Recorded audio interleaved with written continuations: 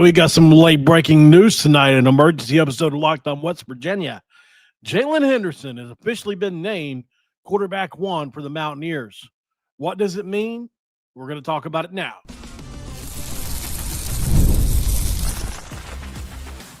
You are Locked on West Virginia, your daily podcast on the West Virginia Mountaineers, part of the Locked On Podcast Network, your team every day.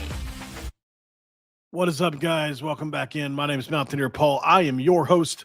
This is Locked on West Virginia, baby, where we're talking about the Mountaineers ahead of their game and matchup with Utah tomorrow. Listen, it's going to be an interesting day. We're hearing it's going to rain a little bit, among some other things. We're going to get to that here in just a moment. Before we do, we got to recognize Mazda.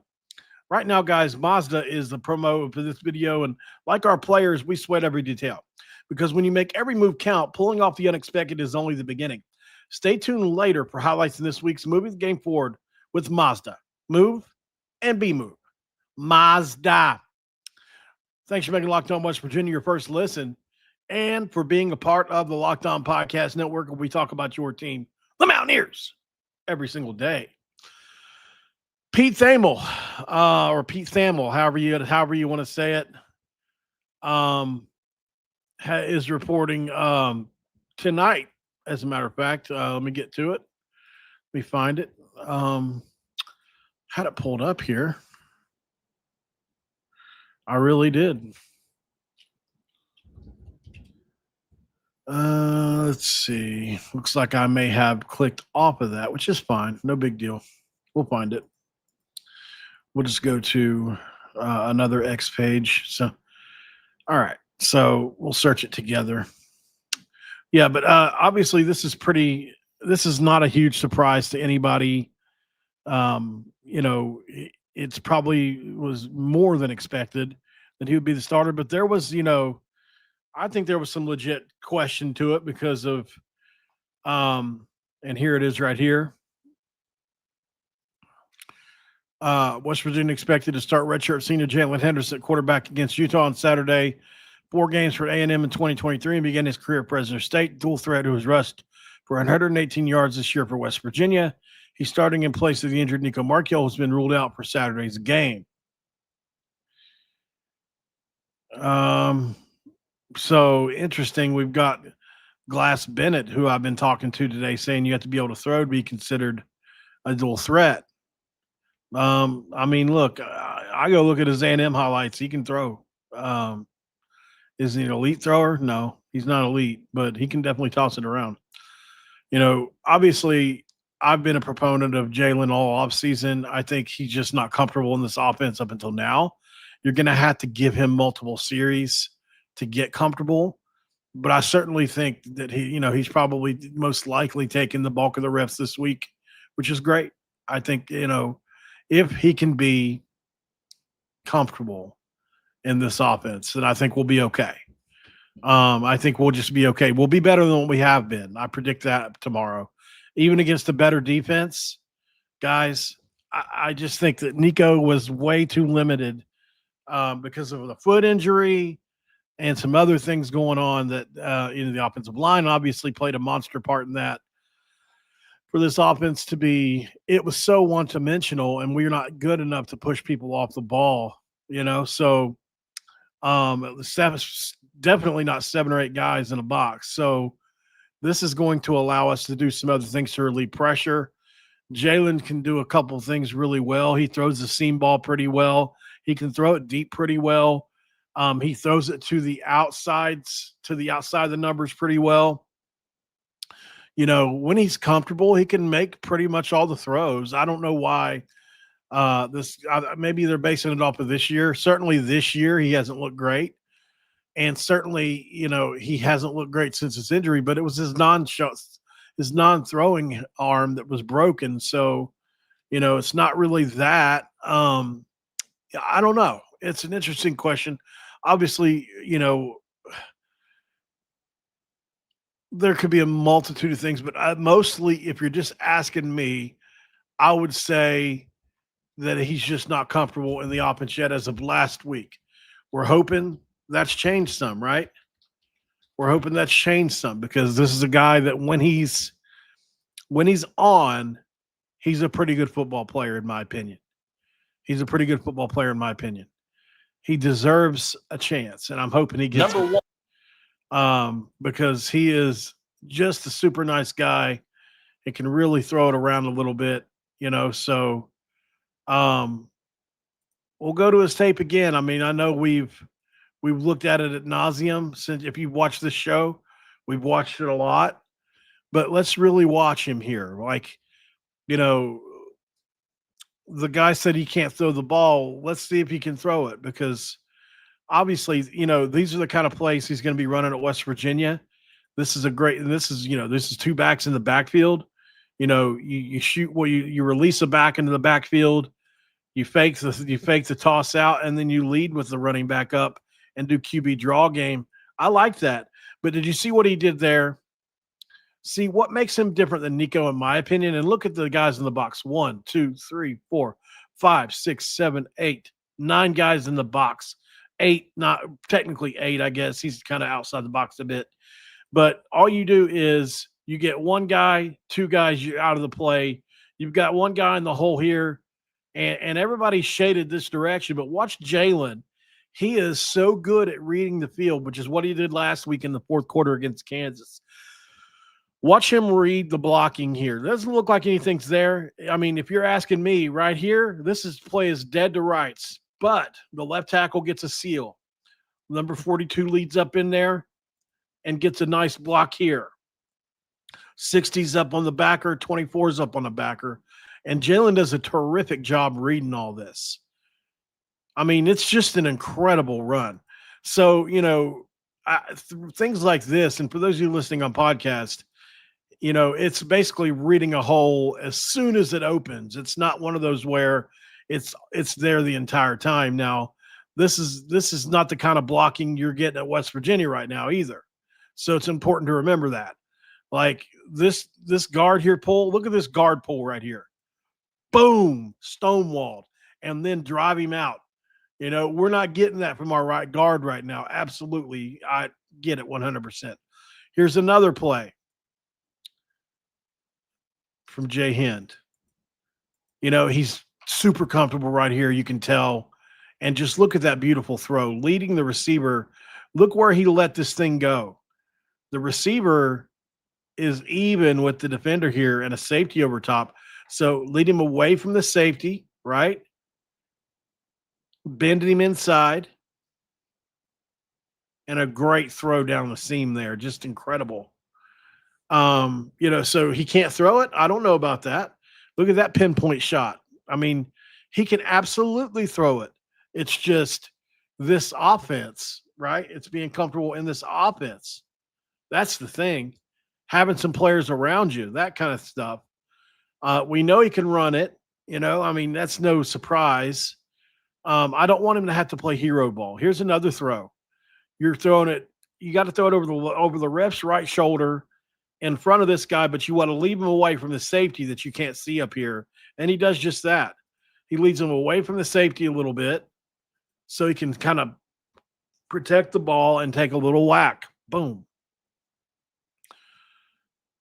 And on that throw, it's crazy because his footwork, it looks like he's going to throw it this direction, but it goes this direction. Like if you asked me which way he was going to throw that, I would say this direction, but the ball comes out the opposite way. Still a decent throw. So that's some of the funky stuff that he has going on. Obviously, I think plays like this need to happen in this offense right now. Like these quick hitters, right? Play fake, roll a tight end out, hit him. Just easy completions. You got to get some easy completions. Get Grayson Barnes involved. Nice blitz pickup by the running back, but the rest of this is all Henderson.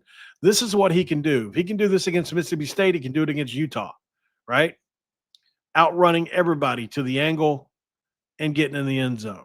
So, if people think he can't throw the ball, if he's comfortable. Now, here's a great – this is an excellent throw. I've said this multiple times. It's just a hitch route, but it's in between 2 defenders, right? At the sticks. He's letting it go before the guy releases, before the guy turns. and it's right stuck in between two guys. Boom, perfectly thrown. So I don't buy it. Here's another NFL throw. This is an NFL throw, and he has to put a lot into this. This is a left hash, right sideline type throw. Nicely done. Now it's not 100% accurate, right? Like, he has to reach back to get it some. It's on his right shoulder. You would want it to be over on his left shoulder, but still, you'll take that. That's accurate enough. It's better than what we've been getting. This play here versus Texas A&M for practice is one of my favorites that he has on tape. I mean, dude, this guy crashes down inside immediately. And he's got it. I mean, he don't even have the ball in his hands yet, and he's through the line of scrimmage. 8 misses the block. And so now it's like, okay, how quick can I get rid of this thing? And he's able to recognize where his hot is and make the throw immediately. I mean, it's got to come out now. And it's a dime. I mean, you can't throw it better. Peyton Manning couldn't throw that better. And then you see him get on his horse here. He can really run. He's probably at that 4.5 level. Could be 4.4. I wouldn't be shocked. I'm putting him at 4.5 just based on guesstimation. Here's another great down the sideline throw.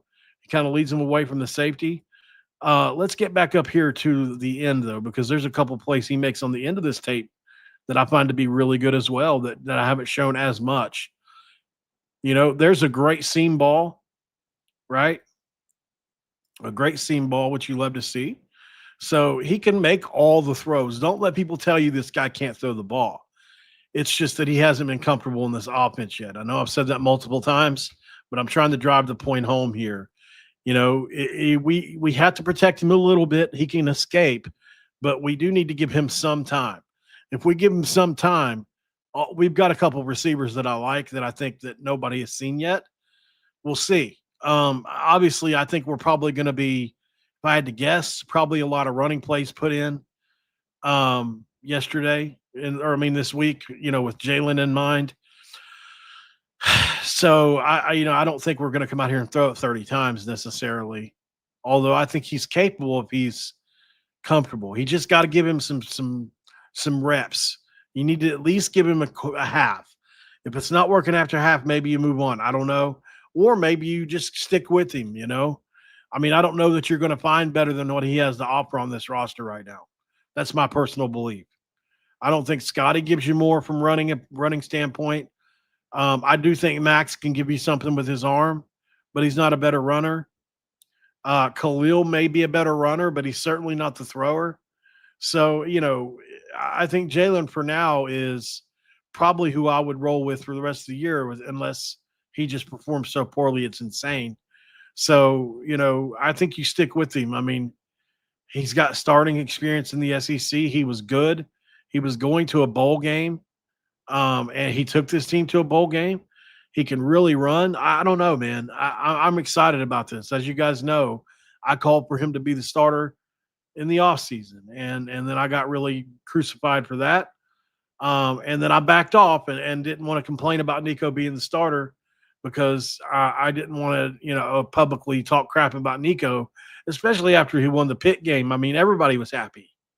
But, it was never like it was easy with Nico. Everything had to be earned, right? So, we just need to hope that he can turn into this playmaker that he was at Texas A&M, because that's what he was there. He's a straight up playmaker there. We need him to be now. He has potential. Absolutely, he does. We go to break and come back. We'll talk about some game keys. I've got 10 listed. Also, some matchups for you guys. We'll be right back.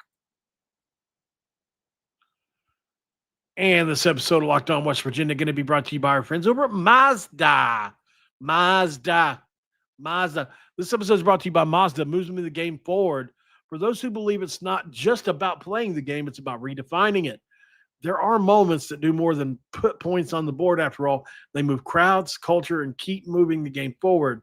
This week's moment that moved the game forward is Jaylen Henderson being named the starter, man. Absolutely. I think it's a huge moment for West Virginia, and it's going to define the season. So when you follow what moves you, the unexpected is only the beginning. Just like there's more to every highlight. There's more to every Mazda vehicle as well. Mazda. Move and be moved. Segment 2, we're going to crack open a Gatorade Dew and jump into these matchups. Also have 10 keys to the game for you. Just little things to look at. All right. Let me pull them up here. All right.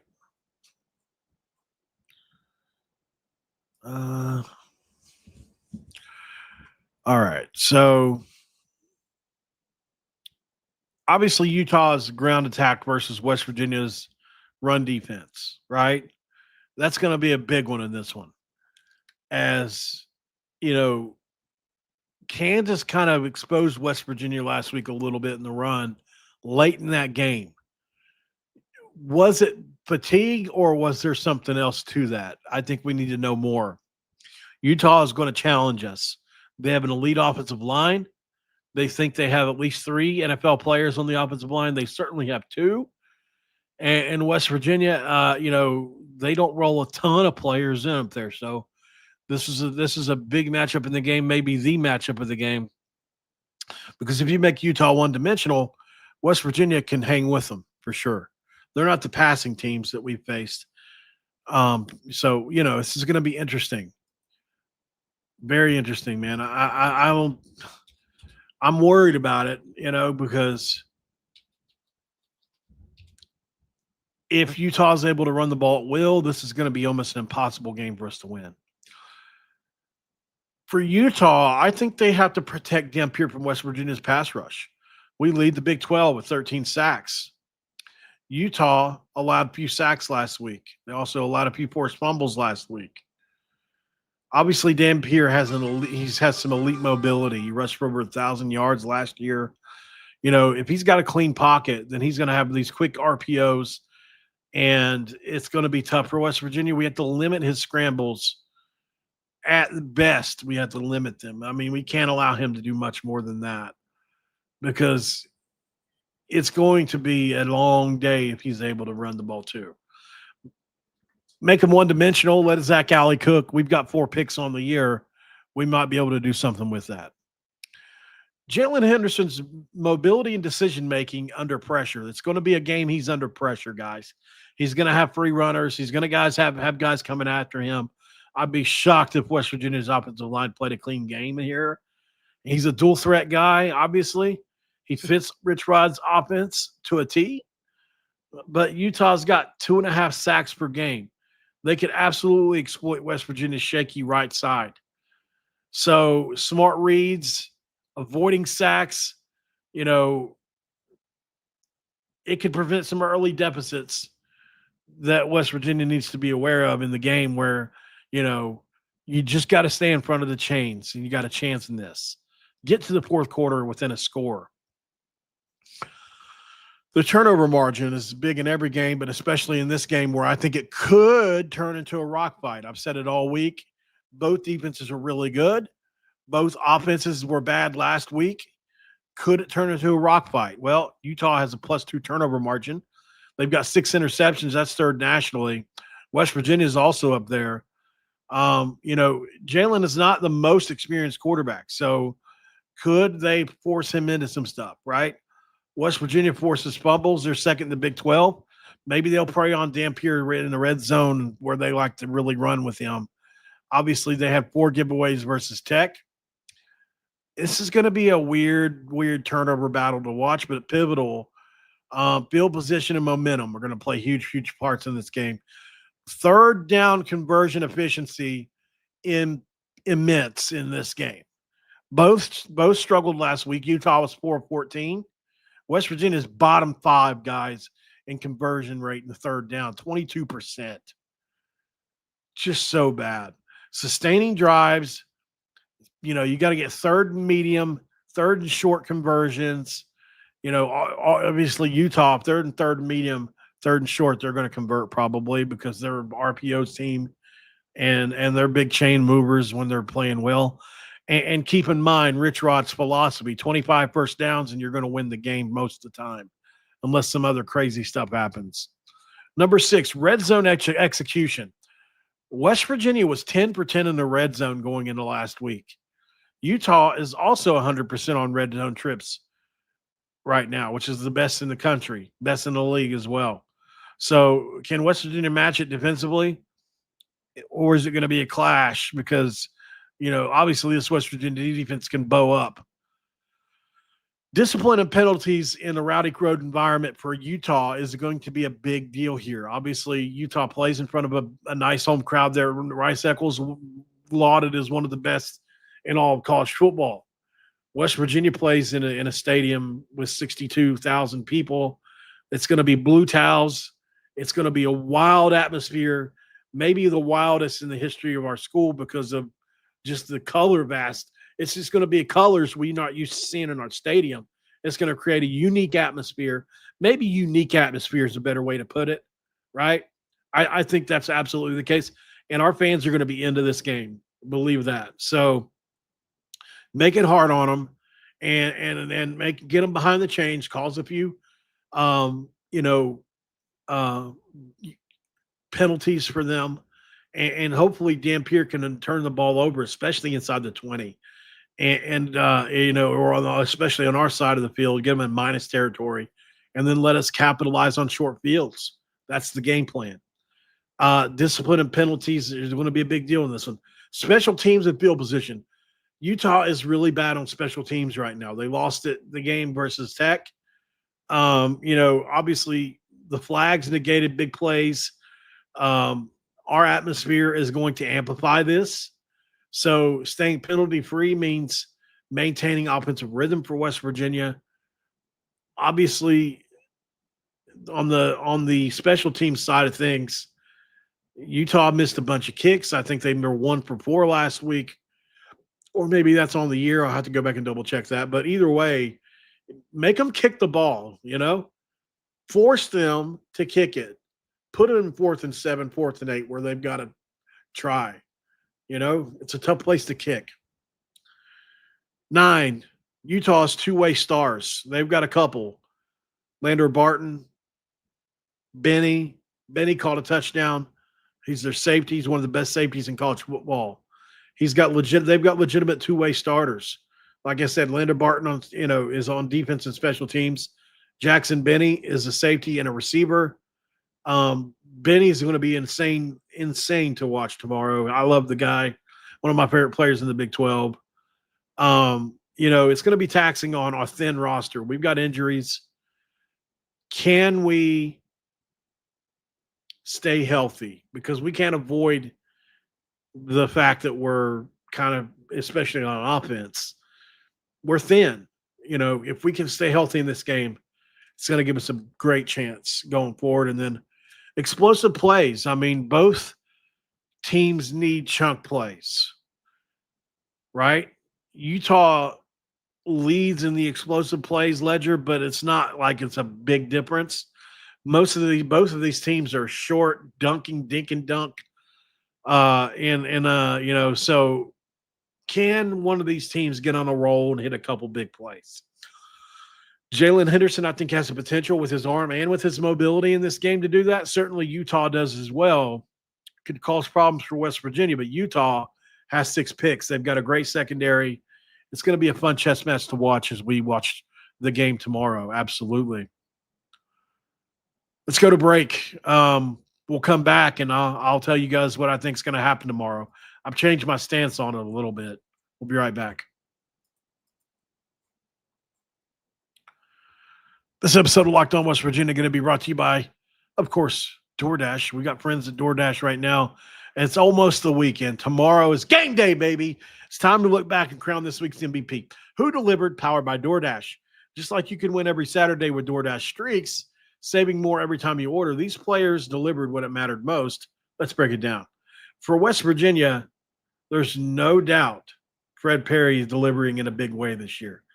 He's been money all season long, except for the one penalty that he got hit with at Kansas that got him kicked out of the game for targeting. Most of the time when the pressure is on, he came through, no hesitation, no delay. And if you've been watching week after week, this is not a performance from Fred Perry. Fred Perry is on a streak, and just like Fred Perry, delivered for West Virginia. DoorDash delivers your Saturdays with DoorDash Streaks. You save every Saturday you order, so stack it up all season, and you can save up to $250, including 100 DoorDash credits. Order this Saturday, keep the streak alive, and fuel your game day only with DoorDash Streaks. Terms apply, promo code through 1118.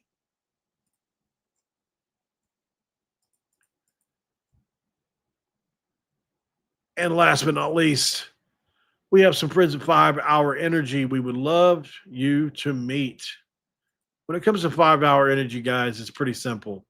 Caffeine just got a flavor upgrade. 5 Hour Energy shots delivered tasty caffeine in 17 bold flavors. Each 2-ounce shot packs the caffeine of a premium 12-ounce cup of coffee, plus B vitamins and nutrients with zero sugar, zero crashes. What I love most is how portable they are. They big taste, tiny shot. You can take it anywhere you want and get the boost when you need it. Pretty simple. And I love how fast it works. It's sugar-free. I don't have to worry about crashing later, which is terrific. Enough with boring, flavorless caffeine. It's time to give your caffeine a flavor upgrade with 5 Hour Energy shots. Get the favorites you love or be bold and try something new in store and online at 5 Hour Energy shots, 5 Hour Energy, or Amazon today.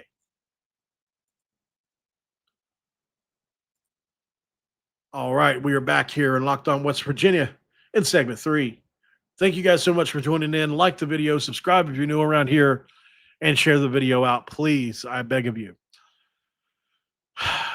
This is going to be wild, man. I would love to see West Virginia play well tomorrow. I would love to see them win this game tomorrow.